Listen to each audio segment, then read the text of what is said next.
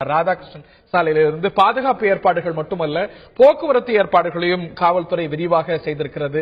என்னென்ன ஏற்பாடுகள் செய்திருக்கின்றன? ஆர்கே சாலை முழுக்க விழாக்கோலம் பூண்டிருக்கிறது அப்படிங்கறத கண்கூட இன்னைக்கு காலை முதலே பார்க்க முடிகிறது. என்னென்ன ஏற்பாடுகள் செய்யப்பட்டிருக்கின்றன? ஆறாவது முறையாக தமிழகத்துடைய முதலமைச்சராக பொறுப்பேற்கக்கூடிய அதிமுக பொதுச் செயலர் ஜெயலலிதாவை வரவேற்பதற்காக அதிமுக தொண்டர்கள் வழிநடுகிலும் ஏராளமான ஆயிரக்கணக்கான தொண்டர்கள் தமிழகத்திலிருந்து பல பகுதிகளிலிருந்து வந்து குவிய தொடங்கியிருக்காங்க. முதலமைச்சர் சொல்லக்கூடிய சாலை முழுவதுமே அவருக்கு உற்சாக வரவேற்பு அளித்து ஒரு உற்சாகமாக அவரை வாழ்த்தி வரவேற்பதற்காக அதிமுக தொண்டர்கள் தயாரா இருக்காங்க. தமிழ்நாட்டிலிருந்து பல மாவட்டங்களிலிருந்தும் சென்னையில் இருக்கக்கூடிய பல பகுதிகளிலிருந்தும் வந்திருக்காங்க. குறிப்பா போயஸ் கார்டன் இல்லத்திலிருந்து அவர் செல்லக்கூடிய சாலை நெடுகிலும் கடற்கரை சாலையா இருக்கட்டும், ஆர்கே சாலையா இருக்கட்டும், அதே போல சென்னை பல்கலைக்கழக நூற்றாண்டு கலையரங்கத்திற்கு சென்றடைவது வரை அதிமுக பொதுச் செயலரை வரவேற்பதற்காக அதிமுக தொண்டர்கள் தயாரா இருக்காங்க. குறிப்பாக பல்வேறு இடங்களிலிருந்து வந்திருக்காங்க. அவங்களுமே நேரடியாக கேட்கலாம். இந்த வெற்றியை நீங்க எப்படி பாக்குறீங்க? அதிமுக பொதுச் செயலரை வரவேற்பதற்கு, முதலமைச்சர் வரவேற்பதற்கு நீங்க எப்படி எல்லாம் தயாரா இருக்கீங்க?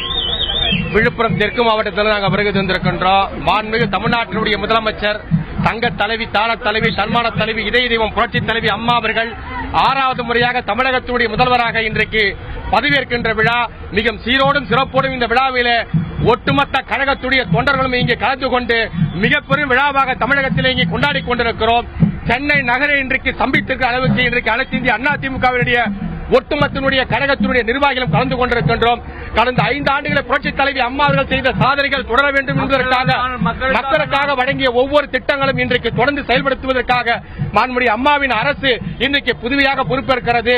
தங்க தலைவி, தான தலைவி, தன்மான தலைவி, புரட்சி தலைவி அம்மா அவர்கள் தமிழகத்தின் 6வது முறையாக பொறுப்பேற்று புரட்சி தலைவி அம்மா அவர்கள் அறிவித்த அத்தனை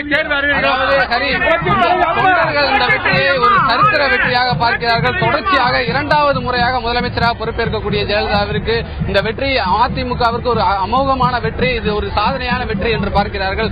பாதுகாப்பு ஏற்பாடுகள் என்று பார்த்தால் போயஸ் கார்டனில் இருந்து முதலமைச்சர் செல்லக்கூடிய வழிநடுகிலும் பாதுகாப்பு ஏற்பாடுகள் சிறப்பாக செய்யப்பட்டுள்ளது. முதலமைச்சராக பதவியேற்கக்கூடிய அந்த விழா கலையரங்கம் முழுவதுமே காவல்துறையிடம் முழு கட்டுப்பாட்டிற்குள் கடந்த 3 நாட்களாகவே கொண்டு வரப்பட்டுள்ளது. 3000 போலீசார் பாதுகாப்பு பணியில் ஈடுபட்டிருக்காங்க.